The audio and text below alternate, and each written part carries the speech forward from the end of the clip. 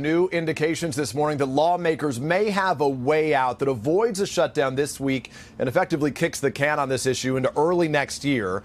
Two Democratic aides tell NBC News the Democrats would not oppose a short-term spending deal until early February if Republicans propose it. That would give both sides some more time to come up with a longer-term deal.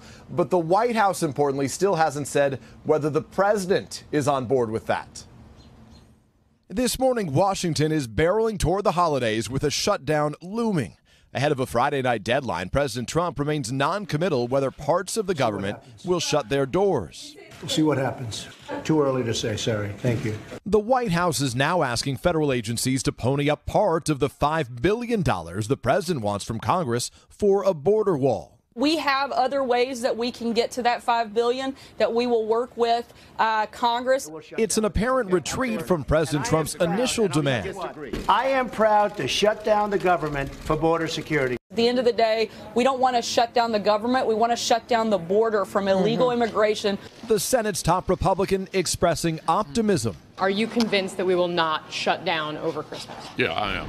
Still unclear how that happens, with Democrats balking at a Republican compromise offer. I called Leader McConnell and told him we would not accept their $1 billion slush fund. Some Republicans already warning about the fallout from failure.